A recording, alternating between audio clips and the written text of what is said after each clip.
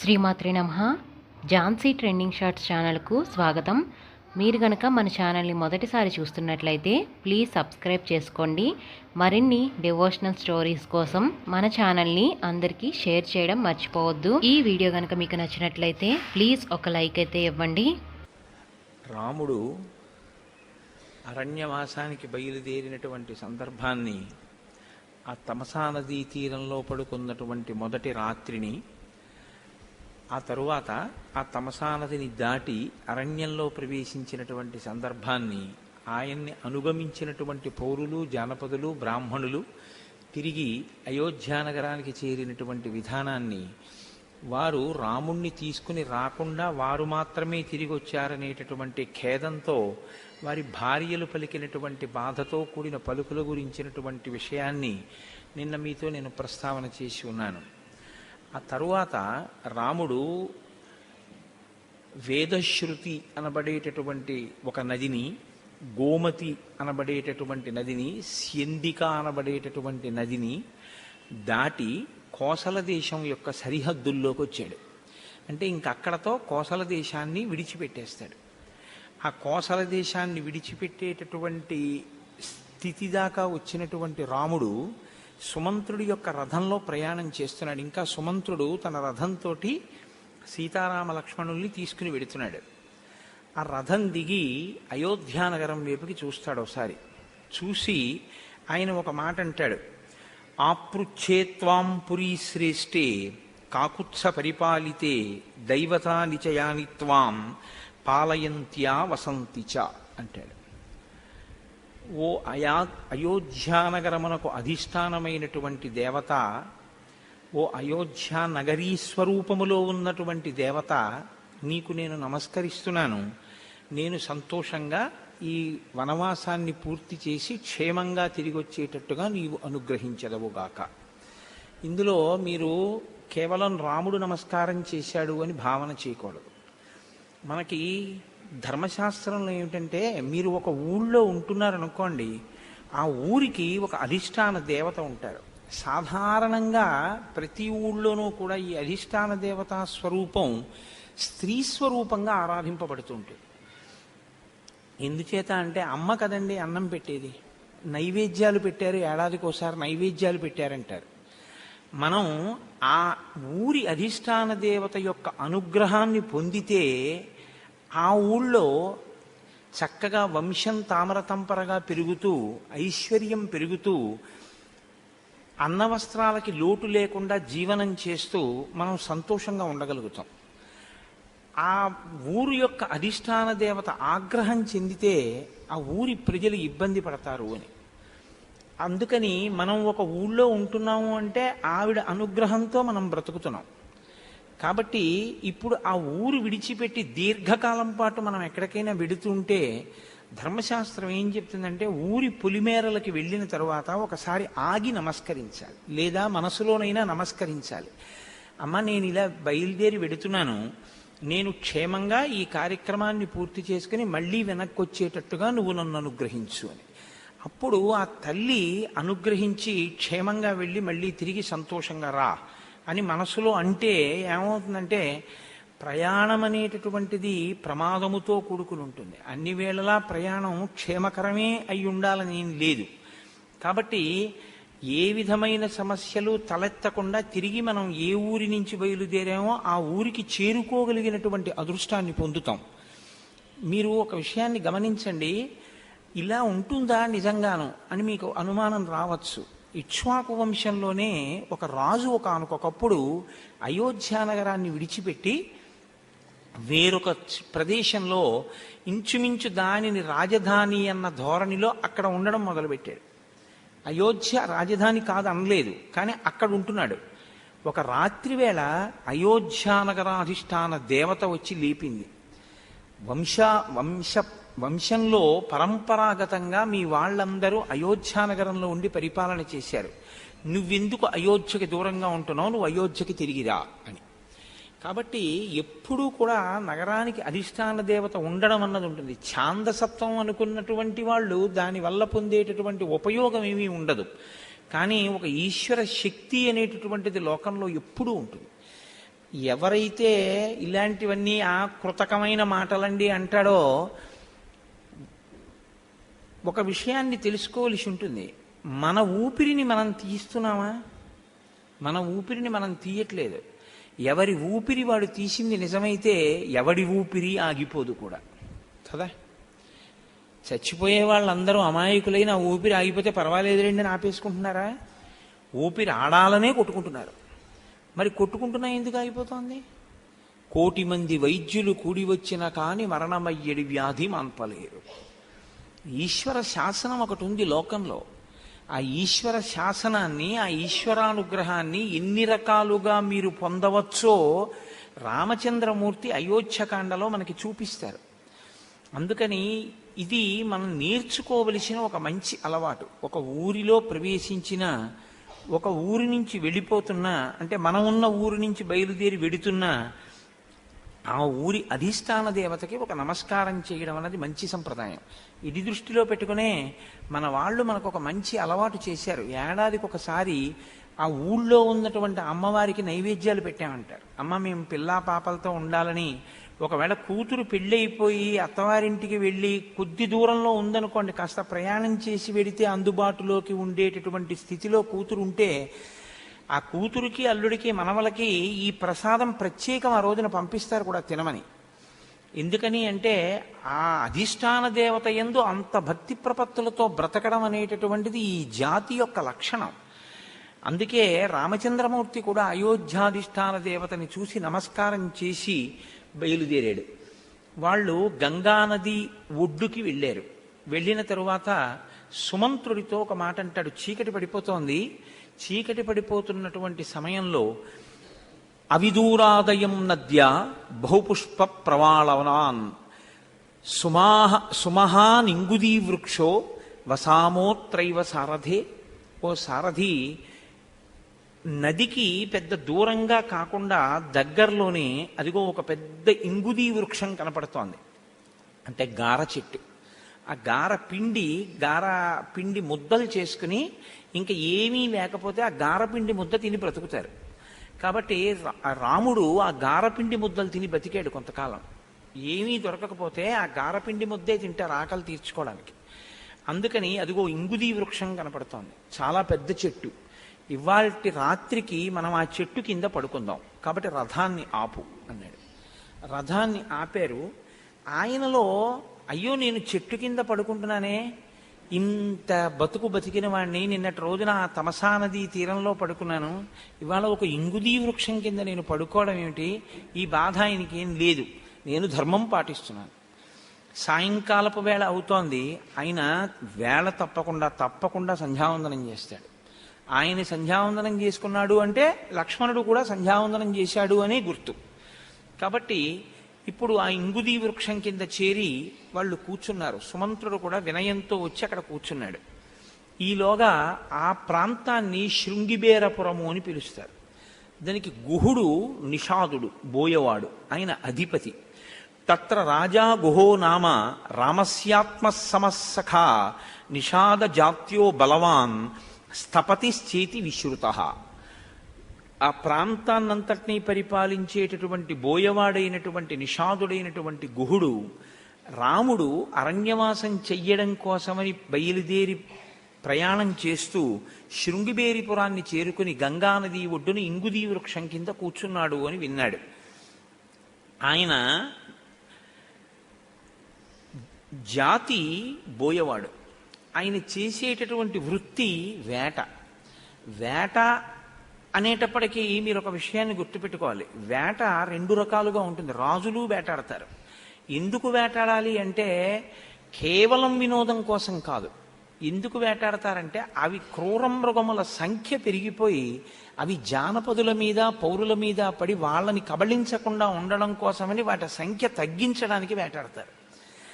తప్ప వేట అనేటటువంటిది జీవితంలో ప్రవృత్తిగా మారిపోయింది అనుకోండి, అదొక వ్యాపారం కింద. అంటే రోజు అవసరం ఉన్నా లేకపోయినా ఏదో వాటిని కొట్టడం, చంపడం, వాటి చర్మం వలవడం, ఆ మాంసం కొయ్యడం, ఆ మాంసం అమ్మడం, ఆ చర్మాలు తీసుకురావడం, ఇది నేను నోటితో చెప్పినంత తేలికగా ఏం ఉండదు. దీనికి అనుషంగిక ప్రక్రియ ఏమైపోతుందంటే ఆ జంతువుల్ని ఎలా ఆకర్షించాలి, వాటిని ఎలా పట్టుకోవాలి, వాటిని ఎలాగ ఉచ్చు వేయచ్చు, వాటికి ఎలా వల వేయచ్చు, ఏం చేస్తే మనకు బాగా దొరికిపోతాయి, వాటి బలహీనతలు ఏమిటి, వీటి యందు నిష్ణాతులై ఉంటారు బోయేవాళ్ళు. కాబట్టి వాటిని తీసుకొచ్చి అది చాలా క్రూరకర్మ కిందే ఉంటుంది. నేను ఒక్క పర్యాయం అటువంటి పరిస్థితి ఒకటి చూశాను. ఒక ఉడతలు పట్టుకుని ఉడత మాంసం అమ్మేటటువంటి వ్యక్తి యాదృచ్ఛికంగా, నేను ఒక రోజున ట్రైన్లో వెళ్ళిపోతుంటే, ప్యాసింజర్ ట్రైన్లో రోజు తిరగవలసిన ప్రారంధం ఒకటి వచ్చింది ఒకసారి నాకు జీవితంలో ట్రాన్స్ఫర్ అవడం వల్ల. అందుకని నేను ఆ ట్రైన్లో వెళ్తున్నప్పుడు ఒక పల్లెటూరులో ఆగింది రైలు. అయితే ఓ ఉడతలు పట్టుకునే వ్యక్తి ఉడతను పట్టుకున్నాడు. నేను కాకతాళీయంగా చూస్తున్నాను ఏం చేస్తాడు ఉడతనని. అతను ఏం చేశాడంటే ఆ ఉడత కాళ్ళకి తన వేలు చుట్టి దాన్ని ఇలా లాగాడు. లాగితే ఆ కాళ్ళని ఇలా లాగా ఉడతని పక్కన పెడితే ఇంకా ఉడత కదలలేదు. అంటే దాని 4 కాళ్ళు ఆ వేలుకు చుట్టూ లాగితే చచ్చుపడిపోయాయి అనమాట. మీరు చెప్తే నమ్మరు, నాకు 2-3 రోజులు అది అలా స్మృతి పథంలో ఉండిపోయి నాకు అసలు భోజనం చేయించడం కూడా కొంచెం ఇబ్బంది అయ్యేది. అది ఎంత ఖేదపడి ఉంటుంది, నాకు దాని మీదకే దృష్టి వెళ్ళిపోతుండేది. మనకి అలా ఉంటుంది, వాళ్ళకి అది వృత్తిగా ఉంటుంది. అయితే మీరు ఇక్కడ ఒక విషయాన్ని గమనించవలసి ఉంటుంది. వాల్మీకి మహర్షి రామాయణ రచన చేసినప్పుడు గుహుడితో రాముడికి పరిచయం ఎక్కడైనా ఏర్పడింది అని మనకెక్కడా చెప్పలేదు. రాముడు ఈ ప్రాంతానికి వచ్చాడని కానీ, విశ్వామిత్రుడితో వెడుతున్నప్పుడు గుహుడితో ఎప్పుడైనా కలిపి గడిపాడని కానీ, గుహుడికి రాముడికి అంత పెద్ద ప్రేమతో కూడుకున్నటువంటి వ్యవహారాలు ఏవో ఉన్నాయని, వాళ్ళిద్దరూ మాట్లాడుకున్నారని, కలిసి గడిపారని మనకెక్కడే చెప్పలేదు. కానీ ఇక్కడ మాత్రం అకస్మాత్తుగా ఆయన అన్నారు, రామస్యాత్మ సమస్సఖ అన్నారు. ఆత్మతో సమానమైనటువంటి స్నేహితుడు. ఎలా కుదురుతుందండి? అందులోనే తత్ర రాజా గుహో నామ రామస్యాత్మ సమస్సఖ నిషాద జాత్యో బలవాన్, బలవంతుడైనటువంటి వాడు, నిషాద జాతికి చెందినవాడు, ప్రభువు, బోయవాడు, ఆ ప్రాంతాన్ని పరిపాలిస్తూ ఉంటాడు. ఆయనకి రాముడికి స్నేహం ఉంది అంటే పోనీ ఏదో ఉంది. ఆత్మసమస్సఖ, ఆత్మతో సమానమైనంత స్నేహం, అంత గొప్ప స్నేహం ఎలా కుదురుతుంది? రాముడు గుహుణ్ణంతలా ప్రేమించేశాడు కాబట్టి అది రాముడి సౌజన్యము అని చెప్పడం అంత తేలిక అని నేను అడుగుతాను. అది నోటితో చెప్పినంత తేలిక కాదు, అక్కడ ఏదో ఉంది, మీరు అది పట్టుకోవలసి ఉంటుంది. ఏమిటి పట్టుకోవలసి ఉంటుందంటే, ఒక్కొక్కరికి ఒక్కొక్క ధర్మం ఉంటుంది లోకంలో. ఎవరి ధర్మం వారిదే. ఎవరి ధర్మాన్ని వారు పాటించినప్పుడు ఆ ధర్మం మీకు కష్టంగా అనిపించవచ్చు, కానీ తన ధర్మాన్ని తాను పాటిస్తున్న వ్యక్తిని మీరు నిందించడానికి అవకాశం ఉండదు. నేను మీకు ఒక ఉదాహరణ చెప్తాను. ఇదే రాముడు బాగా ఆకలేసింది. సీతమ్మంది చాలా ఆకలేస్తోందండి అంది. లక్ష్మణుడు అన్నాడు, అన్నయ్య ఆకలేస్తోంది అన్నయ్య అన్నాడు. ఏం పళ్ళు లేవు, కాయలు లేవు. అప్పుడు రాముడు ఏం చేశాడంటే బాణం చేత్తో పట్టుకుని రామలక్ష్మణులు ఇద్దరూ వెళ్ళి ఒక లేడిని, ఒక దుప్పిని వేటాడి తీసుకొచ్చి దాని తోలు ఒలిచేసి అగ్నిహోత్రంలో పచనం చేసి ఆ మాంసం తిన్నారు.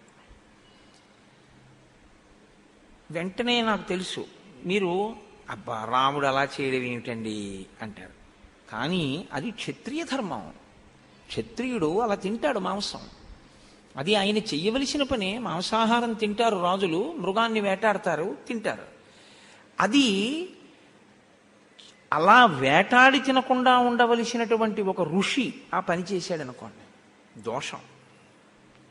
దోషి నీళ్లు తాగి పడుకోవాలి, ఒక పండు తిని పడుకోవాలి. ఇంకా కుదరలేదనుకోండి, ఆగలేకపోతే, శరీరాన్ని నిలబెట్టడం కుదరట్లేదనుకుంటే భవతి భిక్షాందేహి అని 4 ఇళ్ల ముందుకు వెళ్ళాలి తప్ప మృగాన్ని వేటాడి తినడం ఒక ఋషికి ధర్మంగా ఉండదు. ఎవరి ధర్మం వారిది అని మీరు తెలుసుకోవలసి ఉంటుంది. ఎవరి ధర్మంలో వారుండి ఆ ధర్మంలో తాను ఉంటూ, అందుకే గీతాచార్యుడు ఒక మాట అంటాడు, ఎవరి ధర్మం వాడు పాటిస్తున్నవాడు తన ధర్మంలో తాను మరణించినా ఉత్తమమే. పరధర్మో భయావహ. పరధర్మాన్ని పట్టుకోవడం తప్పు. కాబట్టి ఇప్పుడు గుహుడు ఒక ఋషిలా ఉండాలని మీరు కోరుకోవడం తప్పు. గుహుడు గుహుళ్ళా ఉండడం ఒప్పు. ఆయన బోయవాడు కాబట్టి ఆయన వేటాడితే మీకేమిటి బాధ? ఆయన బోయేవాడు, ఆయన వేటాడతాడు. అంతేకాని చిచి క్రూరుడు అలాగే వేటాడతాడు అని అనడం తప్పు. అసలు బోయేవాడు అన్నాక వేటాడండి. కాటికాపరి ఉన్నాడండి, కాటికాపరి దిక్కుమాలాడు, ఆ వల్లకాట్లోనే ఉంటాడు, అక్కడే అన్నం తింటాడు. నేను మా అమ్మగారు శరీరం విడిచిపెట్టేసినప్పుడు నేను చూశాను. ఏంటి ఆ శ్మశానానికి వెడితే హేళగా మన ఇంట్లో పిల్లలు నాన్నగారు రాగానే గబగబా కాళ్ళు కడుక్కోవడానికి ఒక చెంబుతో నీళ్లు పెట్టేసి నాన్నగారండి పంచి ఇదిగోనండి అని ఉత్తరం ఇదిగోనండి అని తీసుకొచ్చి ఎలా పెట్టేస్తారో అలా వాళ్ళు కూడా ఇదిగో మీకు అదేంటి మీరు ఫలానా కదా, మీరు ఇలా శవం వస్తుందని ఫోన్ చేశారు కదా, మీ శవాన్ని కాల్చుకోవడానికి ఇదిగో ఇక్కడ కర్రలు అవి పెట్టారు, ఇక్కడ ఏర్పాటు చేశారు, అది ఇంకోళ్ళకి ఒకటేనేటి బోల్డ్ వచ్చేస్తుంటాయి శ్మశానం అన్న తర్వాత అని ఆ పిల్లలు అక్కడ ఇలా నైవేద్యం పెట్టి ఏదో చేసిన క్రతువులు అరటిపళ్ళు అవి తీసేసుకుని వాళ్ళు చక్కగా తినేస్తున్నారు. వాళ్ళు అక్కడే ఇన్ని శవాలు కాలిపోతున్నాయి, ఇన్ని శవాలు ఖననమైపోతున్నాయి. ఆయన తన భార్యాబిడ్డలతో కలిసి చక్కగా వంట చేసుకుని భోజనం చేస్తున్నాడు. ఏదో కబురు చేస్తే ఒక్క నిమిషం భోజనం చేస్తున్నాను వస్తానని చెప్పండి అన్నాడు. అంటే అదేమిటంటే అలా ఎలాగంటే అక్కడ అన్నం ఎలా తిన్నాడంటే అని మీరు అనకూడదు. అది ఆయన వృత్తి, అది ఆయన ధర్మం. ఆయన ధర్మం ఆయన పాటిస్తున్నాడు, మీరు సంతోషించారు. ఇది మీరు రాముడి కోణంలో చూడవలసినటువంటి మాట. రాముడు ఎప్పుడు ఏం చూస్తాడో తెలుసా? నీ ధర్మంలో నువ్వు ఉన్నావా? ఆ ధర్మాన్ని తప్పితే రాముడు ఒప్పుకోడు. ఎందుకు వాలిని చంపాడు? వాలి తన ధర్మం నుంచి పక్కకు అడుగేశాడు, చంపేశాడు. అదే వాలి అధర్మంలో ఉండకపోతే చంపడం. అది రాముడంటే. బోయవాడు బోయవాళ్ళ బతికితే మీరు దాన్ని పెద్ద వర్ణన చేసి ఏదో నిషాదుడు, అక్కడి నుంచి గుహుడు చాలా తప్పు, ఇలాంటివాడు అలాంటివాడు, రాముడే ఉదారుడు అన్నట్లు మీరు మాట్లాడకూడదు. ఆయన ధర్మంలో ఆయన ఉన్నాడా లేదా? రాముడే అంగీకరించాడు, మీకెందుకు ఆ బాధ? అలా ఉండకూడదు. అమ్మ ఆలస్యంగా వస్తే మీరు వెనక్కి కూర్చోవాలి, అలా ముందుకు వచ్చి కూర్చోకూడదు. కాబట్టి నిషాదుడైనటువంటి వాడు నిషాదుడిగా బోయవాడిగా జీవితాన్ని గడపడం దోషభూయిష్టం కాదు. ఆయన ధర్మంలో ఆయన ఉన్నాడు కాబట్టి ఆ ధర్మాన్ని మనం ఎప్పుడూ చూడాలి. ఈ దృష్టికోణం మీరు బాగా అలవాటు చేసుకోవాల్సి ఉంటుంది. ఇది ఏమవుతుందో తెలుసా అండి, సమాజంలో అక్కడే కలగాపలగం అవుతుంటుంది. ఎవరి ధర్మం వాళ్ళని పాటించనివ్వాలి తప్ప వాళ్ళ ధర్మంలోకి మీరు జోక్యం చేసుకుని నువ్విలా ఉండవద్దని చెప్పకూడదు. నువ్వు ఇలా ఉండి అభ్యున్నతిని ఎలా పొందొచ్చో నువ్వు చెప్పాలి. నువ్వు ఎలా ఉండాలో అలా నువ్వు ఉండాలి. నువ్వు అలా ఉండడం విషయంలో నీ ధర్మాన్ని వాళ్ళు పాడు చేయకూడదు, వాళ్ళ ధర్మాన్ని నువ్వు పాడు చేయకూడదు. ఎవరి ధర్మం వాళ్ళు చేసుకునేటట్టుగా చెయ్యాలి. అదే నిజమైనటువంటి ధార్మికమైనటువంటి ఆలోచన. మీరు జాగ్రత్తగా చూస్తే రాముడు ఎప్పుడు ఇదే చూస్తాడంతే. వాడి ధర్మంలో వాడు ఉన్నాడా? నిషాదుడు ఆయన ధర్మంలో ఆయన ఉన్నాడు. ఇంకా సుహృత్ ఎలా అయ్యాడు? రాముని యందు ప్రేమ ఉంది, బోయవాడిగా జంతువుల్ని చంపుతాడు, రాముణ్ణి ప్రేమిస్తాడు. ఇంకా ఎప్పుడు వీళ్ళిద్దరూ కలుసుకున్నారు అన్న విషయం అంటారా? ఎక్కడో కలుసుకుని ఉండుంటారు, ఎప్పుడో ఏదో రామదర్శనానికి వచ్చి ఉంటాడు. కానీ అతను రాముడి మీద చూపించినటువంటి ప్రేమకి రాముడు కూడా పరవశుడయ్యాడు, బోయవాడైతే అయ్యాడు. నా ఎందింత ప్రేమ ఉన్నవాడు కాబట్టి బాగా చేరికయ్యాడు. మీరు చూడండి, సమాజంలో చూస్తుంటారు ఒక్కొక్కసారి అందరికన్నా కూడా చాలా ముఖ్యమైన వ్యక్తిగా ఎవరు మారిపోతారు అంటే మీరు ఊహించడానికి వీలు లేనంత రీతిలో చాలా అట్టడుగున ఎక్కడో ఒక స్థాయిలో ఉన్నటువంటి వ్యక్తి యజమానికి అంత దగ్గరవుతాడు. యజమానికి అంత దగ్గర అవడానికి కారణం ఏమిటంటే ప్రధానం ప్రేమ. ఆ ప్రేమ దగ్గర చేస్తుంది. అందుకే ఎప్పుడూ కూడా ప్రేమ అనేటటువంటి మాట స్నిగ్ధ, అది అంటుకుని ఉండేటట్టు చేస్తుంది. ఆ ప్రేమ అంటుకోకుండా మీరు ఉండలేరు ప్రేమ ఉంటే. ఇది వాళ్ళిద్దరి మధ్య కలిసింది. ధర్మం ఎవరి ధర్మం వాళ్ళు చేస్తున్నారు. రాముడు తన ధర్మం పాటిస్తున్నాడు, నిషాదుడు తన ధర్మం పాటిస్తున్నాడు. తన ధర్మాన్ని తాను పాటించి ఇంకోండి తన ధర్మం పాటిస్తే పెదవి విరవలసిన అవసరమే ఉంది. రాముడు విరవడు, మనం విరవకూడదు. ఇది గుహుడి విషయంలో చాలా జాగ్రత్తగా మీరు పట్టుకోవలసినటువంటి విషయం. రాముడు ఎప్పుడూ ఇష్టపడేది అదే. నీ ధర్మంలో నువ్వు ఉన్నావా, ఇది రాముడు చూస్తూ ఉంటాడు. మీ ధర్మంలో మీరు ఉంటే మీరు రాముడి యొక్క అంతేవాసి అయిపోతారు. మీ మీ ధర్మాన్ని మీరు వదిలిపెట్టేస్తే రాముడు అంగీకరించాడు దాన్ని. ఎవరెవరు వాళ్ళ వాళ్ళ ధర్మాల్ని వదిలిపెట్టేశారో వాళ్ళందరినీ ఆయన తెగటార్చాడు. ఎవరెవరు వాళ్ళ ధర్మంలో వాళ్ళు నిలబడ్డారో వాళ్ళందరినీ ఆయన అంగీకరించాడు. అయితే రామావతారానికి ఉన్న చాలా గొప్ప విశేషం ఏమిటంటే ఆయన నరుడిగా వచ్చాడు. అందుకే ఎప్పుడూ ఈశ్వరుడిగా మీకు ప్రవర్తించి చూపించాడు. నరుడు కాబట్టే ధర్మం కోణంలో చూశాడు. ఆయన మారడానికి అవకాశం ఇస్తాడు రాముడు. ఇది మీరు బాగా గుర్తుపెట్టుకోవాలి. రాముడు మారడానికి అవకాశం ఇస్తాడు. ఒకసారి కాదు, 100 మార్లు ఇస్తాడు. మీరు మారారనుకోండి, రాముడు కౌగిలించుకుంటాడు. మీరు ఒకడుగే ముందుకేస్తే చాలు, రాముడు 100 అడుగులు ముందుకేస్తాడు. మీరు ఒక్కడుగు వెయ్యడానికి మీరు సిద్ధపడలేదనుకోండి, అవకాశాలు ఇచ్చి ఇచ్చి ఇచ్చి ఇచ్చి రాముడు తనవాడని అనడు, పడగొడతాడు. కాబట్టి రాముడు ఇష్టపడేది ఏది? ధర్మమే. ఇదే వేరొకసారి నిరూపణం చేస్తుంటుంది ఆయనకి లోపల ధర్మం పట్ల ఎంత అనురక్తి ఉన్నది, ఎంత ధర్మావలంబకుడు. అందుకే అంటాడు మారీచుడు, రామో విగ్రహవాన్ ధర్మ అంటాడు. రామో విగ్రహవాన్ ధర్మ అంటే రాముడు ధర్మాన్ని తన ఇష్టం వచ్చినట్లు చూడడం కాదు. మీరు బాగా జ్ఞాపకం పెట్టుకోవాలి ఈ విషయాన్ని. అలా అయితే నిన్న రాత్రి దశరథ మహారాజు గారు ఏమన్నాడు? నాయనా, నేను వృద్ధుణ్ణి అయిపోయాను, యుద్ధం చెయ్యలేను, నువ్వు ఒక పని చెయ్యి, నేను ఈమె యొక్క వరములు అనబడేటటువంటి వాటి చేత బంధింపబడ్డాను, అందుకని నువ్వు నిగృహ్యమాం, నన్ను నువ్వు నిగ్రహించు, నువ్వు నన్ను ఓడించేసి కారాగారంలో పెట్టేయి, రాజ్యం నువ్వు తీసేసుకో అన్నాడు. నేను మిమ్మల్ని ఒక ప్రశ్న అడుగుతాను, ఇప్పుడు దశరథుడు చెప్పింది చేస్తే పితృవాక్య పరిపాలకుడు కాడా? తండ్రి చెప్పిందేగా చేశాడు. మా నాన్నగారు ఖైదులో పెట్టమన్నారండి, మా నాన్నగారిని ఖైదులో పెట్టాను, నన్ను రాజ్యం తీసుకోమన్నారు, తీసుకున్నాను, రోజు నువ్వు ఓసారి కనపడన్నారు, కనపడుతున్నాను, నేను పితృవాక్య పరిపాలకుడిని అని రాముడు అన్నాడు అనుకోండి, ఏం మీకేమైనా అభ్యంతరమా? అందులో ఏమైనా ఉందా? ఎందుకంటే మరి తండ్రి చెప్పిందేగా చేశాడు.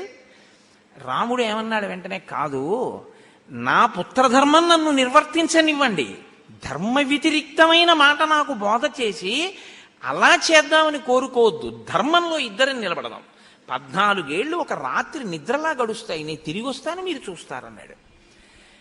రాముడికి తనకి అన్వయం అయ్యేటట్టుగా చూసుకోవాలనుకుంటే ఆ ఒక్క మాట చాలు రాజ్యం పుచ్చుకోవడానికి.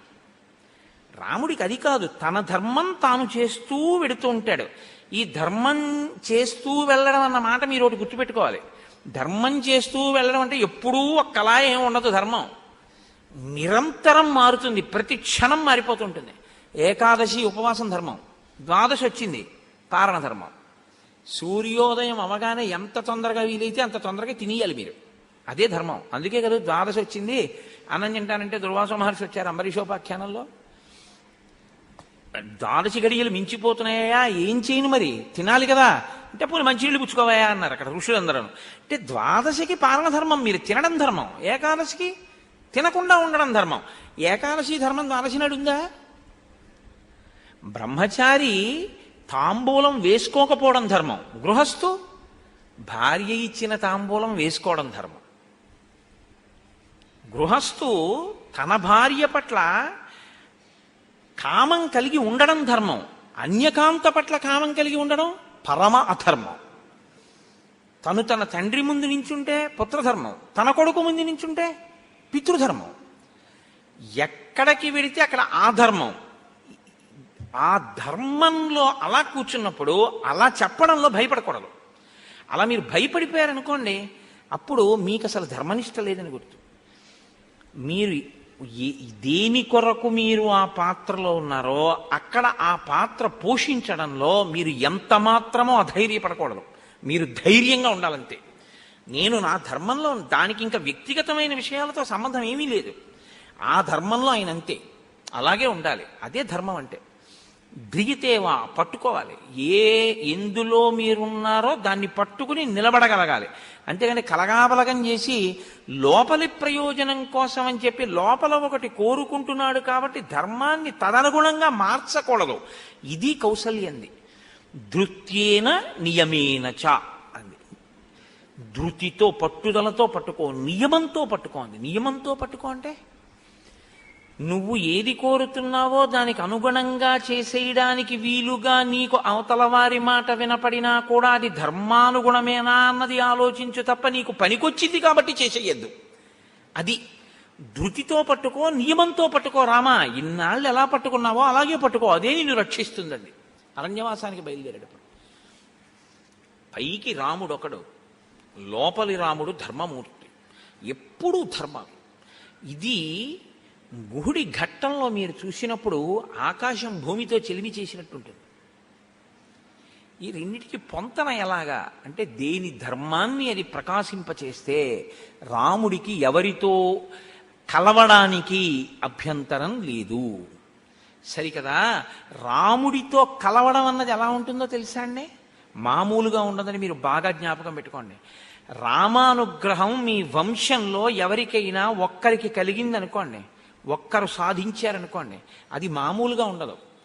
అది ఎలా ఉంటుందంటే ఒక 500 సంవత్సరాలకి సరిపడనంత కృప అప్పుడే వర్షిచ్చేస్తాడు ఆయన. దాన్ని నిలబెట్టుకోవడం మీ ఇష్టం, నిలబెట్టుకోవడం మీ చేతిలో ఉంటుంది రామానుగ్రహాన్ని. నేను ఈ మాట ఎందుకు అంటున్నానంటే వాల్మీకి రామాయణంలో లేదు, కానీ ఇతర రామాయణాల్లో చెప్తుంటారు. ఒక ఉడత ఏదో నీళ్లలో దూకి బయటకు వచ్చి ఇసుకలో దొల్లి మళ్ళీ వెళ్ళి నీళ్లలో పడింది. ఎందుకు అని అడిగారు. సేతువు కడుతున్నాడు కదా, నా వంతు ఉపకారం చేస్తున్నానంది. రాముడు ఏం చేశాడు? ఓ 10 రూపాయలు ఇవ్వలేదు దానికి. లేకపోతే ఏదో నీకు నీ జీవితంలో ఎక్కడికి వెళ్ళినా నీకు పళ్ళు దొరుకుగాక అని అనలేదు. ఆ ఉడతకి ఇవ్వలేదు వరం. ఉడతని చేత్తో పట్టుకుని తన కుడి చేతి 3 వేళ్లతో ఇలా రాశాడు. ఉడత అన్న ఆ జాతిలో పుట్టిన ప్రతి ఉడత మీద 3 వేళ్ల గీతలు ఉన్నాయన్నారు. ఒక్క ఉడత చేస్తే ఉడత జాతి అంతా రక్షింపబడింది రామానుగ్రహానికి. వంశంలో ఒక్కడు రామోపాసన చేసిన వాడు ఉంటే ఆ వంశం అంతటిని రామానుగ్రహం రక్షిస్తుంది. మాకు అక్కర్లేదని వదిలేసుకునేంత వరకు ప్రయత్నపూర్వకంగా నువ్వు వదిలేసి పరమ అధర్మాత్ముడివైపోయి రామానుగ్రహాన్ని నువ్వు వదిలేసుకుని నువ్వు రావణుడు అయిపోయి నిలబడిపోతే అప్పుడే ఎవరేం చేయగలరు? అలా కాకుండా నువ్వు భక్తితో నిలబడగలిగితే అది ఎక్కం దిగుణీకృతం అవుతుంది. అందుకే ఒకరు రామానుగ్రహాన్ని తెస్తే మిగిలిన వాళ్ళు దాన్ని రక్షించుకుంటూ ఉండాలి. ఉడతయి కూర్చుంటావు అంతే.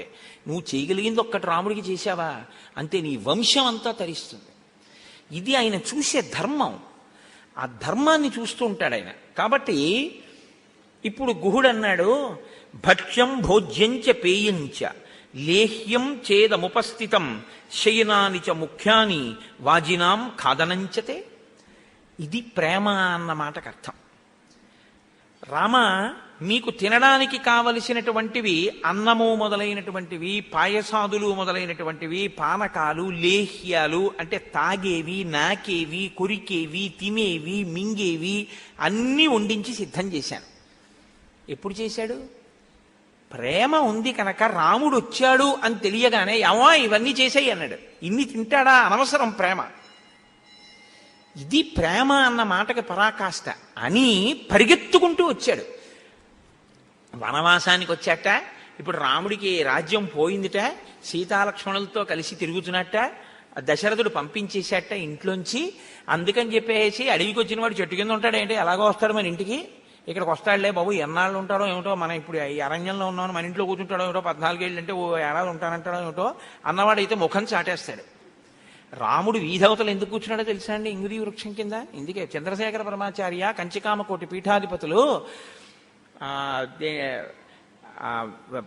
ఆయన నిరంతరం సంచారం చేస్తుండేవారు. సంచారం చేస్తుంటే తెనాలిలోనే అనుకుంటాను, నాకు జ్ఞాపకం ఉంటే, ఒక గొప్ప బ్రాహ్మణుడు వేదం చదువుకున్న ఆయన పరమాచార్య దగ్గరికి వెళితే మాత్రం పలకరిస్తారా? అంత జనం తీర్థానికి వెళితే మాత్రం ఆయన అనుగ్రహం మనకు కలుగుతుంది ఏమిట్లే, మన పలకరిస్తారా అని అనుకున్నారు. ఆయన తెల్లవారుజామున బయలుదేరి ఎవ్వరికీ చెప్పకుండా స్నానం చేసేసి సత్యదండం పట్టుకుని వెళ్ళి వాళ్ళ ఇంటి ముందు కూర్చున్నారు. అసలు ఆయన వెళ్ళలేదు ఏమీ అనలేదు, ఆయన మనసులో అనుకున్నారు అంతే. వెళ్ళి వీధిలో కూర్చున్నారు తెల్లవారకట్ట. వాళ్ళ ఆవిడ కళాబీ చల్లుదామని బయటికి వచ్చింది. పరమాచార్యుల వారు కూర్చుని ఉన్నారు చీకట్లో ఇంటి ముందు. ఏదో అనుష్ఠానం చేసుకుంటున్నారు ఆయన, ఏ దక్షిణామూర్తి స్తోత్రమో పారాయణ చేస్తున్నారు. ఆవిడ చూసి తెల్లబోయింది, ఇది పరమాచార్యుల వారు ఏమిటి ఇంటి ముందు ఉండడం ఏమిటని. ఆవిడ పరిగెత్తుకెళ్ళి భర్తకి చెప్పింది. ఆయన ఏడుస్తూ పరిగెత్తుకొచ్చి కాళ్ళ మీద పడి, నిన్ననే నా మనసులో అన్నది మీరు గ్రహించేశారు స్వామి, అనుగ్రహించడానికి వచ్చారా అన్నారు. వేదం అంటే నాకు ప్రాణమయ్యా, నీలా అనుష్ఠించేవాళ్ళు అంటే నాకు ప్రాణం. నేను ఎందుకు రాననుకున్నావు, ఎందుకు పలకరించాలనుకున్నావు, అందుకే మీ ఇంటి ముందుకు వచ్చాను, రా అని అరుగెక్కి కూర్చుని మాట్లాడి వెళ్ళారు ఆయన. రాముడంటే అంతేనండి, మహాపురుషులైనటువంటి వారి స్థితి అలా ఉంటుంది, అంత వినయంగా ఉంటుంది, అంత గౌరవంగా ఉంటుంది. చంద్రశేఖర భారతీ స్వామి వారు శృంగగిరి పీఠాధిపత్యం వహించిన ఆయన కాలడీ వెళ్ళారు. శిష్యులందరూ లేచి చంద్రశేఖర భారతీ స్వామి వారు వస్తుంటే గురుస్తోత్రం చేస్తారు కదా, చేసి కాళ్ళ మీద పడ్డం కోసమని లేచి నించున్నారు. ఆయన అన్న రాగండి, ఇక్కడెవరూ గురువు లేడు, శంకరులొక్కరే గురువు, ఇది జగద్గురువులు పుట్టిన ప్రదేశం, ఇక్కడ శంకర భగవత్పాదులు ఒక్కరే, మీరైనా నేనైనా ఆయనకే నమస్కారం, మీరు నాకు చెయ్యొద్దు ఇక్కడ అన్నారు. అది వినయం. ఎంతటి మహాపురుషుడు చంద్రశేఖర భారతీ స్వామి వారంటే, అంటే లోపల ఆ భక్తి ఆ ప్రేమ ఉంటే అది ప్రకటనం కాకుండా ఉండదు. కాబట్టి ఇప్పుడు నేను అన్నీ వండించాను రామా, అన్నీ వండించానన్న మాటలో అందం చూడండి, ప్రేమ ఆత్మసమస్సఖ. ఆయన బోయేవాడైతే నీకేమిటి బాధ, ఆయన ఏమంటున్నాడో చూడండి, మీ రథానికి కట్టినటువంటి గుర్రాలకి గడ్డి కూడా సిద్ధం చేశాను, మీరు తినడం కాదు మిమ్మల్ని తీసుకొచ్చినటువంటి ఆ గుర్రాలకు కూడా నేను గడ్డి పెట్టుకుంటాను. ఇది ప్రేమ అంటే. ఎంత గొప్ప మాటలండి. అంటే రాముడు అన్నాడు, నాయనా గుహమేవం బ్రువాణం తు రాఘవ ప్రత్యువాచ అర్చితాశ్చైవ హృస్తాశ్చ భవతా సర్వదా వయం పద్భ్యామభియమాశ్చైవ స్నేహ సందర్శనేన చ. ఇంకేం చేయాలయ్యా గుహ, నా కోసం అన్ని వండించావు, నా కోసం కాలినడకన పరిగెత్తుకొచ్చావు. కాలినడకన ఎందుకు రావాలి, గుహుడు కూడా రావాలంటే ఏదో ఒకటి ఎక్కి రాగలడు. ఆయన నిషాదులకు ప్రభువు. అక్కడ నా స్వామి నా స్నేహితుడు కాలినడకన పెడతాట. ఇంక ఈ తర్వాత ఆయన ఇక్కడికి రథంలో ఉంచి ఉండొచ్చు, గౌరవం అంటే నేను ఆయన దగ్గరికి కాలినడకన వెళ్ళాలి, అంతేకాని నేను ఆయన దగ్గరకి కూడా వాహనం మీద ఎలా పెడతాను, ఆయన చెట్టు దగ్గర దాకాను. అందుకని నా కోసం నడిచొచ్చావు, ఇంత గౌరవం చూపించావు, ఇన్ని చేయించానంటున్నావు, ఇంకేం కావాలి, నాకు చెయ్యవలసినవన్నీ చేసేసినట్టే. నేను మీతో మనవి చేశా, ఈ ఆతిథ్యం గురించి చాలా చోట్ల ఉంటుంది రామాయణంలోని. ప్రేమగా పెట్టినటువంటి కబళం అమ్మ చేత్తో పెట్టిన అన్నం లాంటిది. ఎంత భోజనం మీరు పెట్టినా దాని వెనక ప్రేమ లేకపోతే దానిలో ఏమీ ఉపయోగం ఉండదు. ఏదో వచ్చాడు కర్మగారి, వీడొచ్చాడు ఏమిటి అని పెట్టిన అన్నం తినబుద్ధీదు. కౌసల్య ఒక చోట ఒక మాట అంటుంది, అటువంటి భోజనాన్ని పవిత్ర జీవితం గడిపే వారు అంగీకరించరు అంటుంది. కాబట్టి ఇప్పుడు ఈ మాటలు రామచంద్రమూర్తి అని ఆయన అన్నాడు, అశ్వానాం ఖాదనేనాహం అర్ధీ నాణ్యేన కేనచిత్ ఏతావాతత్ర భవతా భవిష్యామి సుపూజితః ఏతావతాత్ర భవతా భవిష్యామి సుపూజితః. నువ్వు నన్ను బాగా పూజించినట్లే, నేను ఇప్పుడు అవన్నీ తినను. నాకు నేను ఉన్నటువంటి స్థితి, నేను ఉన్నటువంటి ధర్మం దాన్ని అంగీకరించదు. కాబట్టి నాయన, మా తండ్రి గారి గుర్రాలవి, మా తండ్రి గారికి అవంటే చాలా ప్రేమ, ఆ గుర్రాలకి గడ్డి పెట్టు. రాముడు ఎప్పుడూ తన గురించే ఆలోచించేటటువంటి వాడు కాడు, సర్వభూతహితేరతః. అందుకే రామాయణం చదివి చదివి రామానుగ్రహం పొందినటువంటి వాళ్ళని మీరు గమనిస్తే ఎప్పుడూ కూడా ఎక్కడో ఉన్నటువంటి వాడిని కూడా, అయ్యా భోజనం చేశారా, సంతోషంగా ఉంటున్నారా, సుఖంగా ఉంటున్నారా అని అడుగుతారు. మీరు చూడండి, రామాయణంలో రాముడు ఎవరిని కలవనివ్వండి ఈ ప్రశ్న వేస్తాడు. సుఖంగా ఉన్నారా, సంతోషంగా ఉన్నారా అంటారు. వెళ్ళిపోయేటప్పుడు రాముడు ఎప్పుడు ఎవరితో మాట్లాడినా ఎలా మాట్లాడతాడో తెలుసా అండి? వాళ్ళు ఎందులో ఉన్నారో దాని కర్తవ్యాన్ని గుర్తు చేస్తాడు. చాలా జాగ్రత్త సుమా, తేలిక అనుకుంటున్నావేమో, చాలా కష్టం, నువ్వు ఉన్నటువంటి విషయం చాలా జాగ్రత్తగా నిర్వహించాలి నాయన, పూనికతో చేసుకోసుమా అని చెప్పి వెళ్తాడు. అంతేకాని నీకేం పర్వాలేదు నేనున్నానంటూ ఉండడు. ఇప్పుడు నిర్లక్ష్య ధోరణి వస్తుంది తెలుసా అండి? అలా చెప్పకూడదు, ఎప్పుడు చెప్పకూడదు. మీకేం పర్వాలేదు నేనున్నాను కదా అన్న మాట ఎప్పుడు అనకూడదు. అలా మీరంటే అవతల వాడు ఏం చేస్తాడో తెలుసా? పురుషకారమునందు వైక్లభ్యం పొందుతాడు. నాకేమిట్లే అన్న ధోరణి వస్తుంది. అలా అనకూడదు.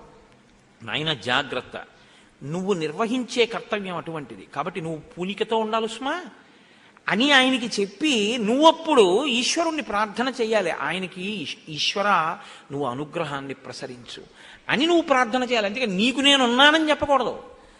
అలా చెప్పడం దోషభూయిష్టం అవుతుంది. అలా అన్ని వేళలా ఇంకా అదే పనిగా అదే మాటగా అస్తమానం అలా చెప్పుకుంటూ వెళ్ళిపోతే అదేదో గౌరవం వచ్చేస్తుంది, కీర్తి వచ్చేస్తుంది అనుకుని అలా మాట్లాడకూడదు.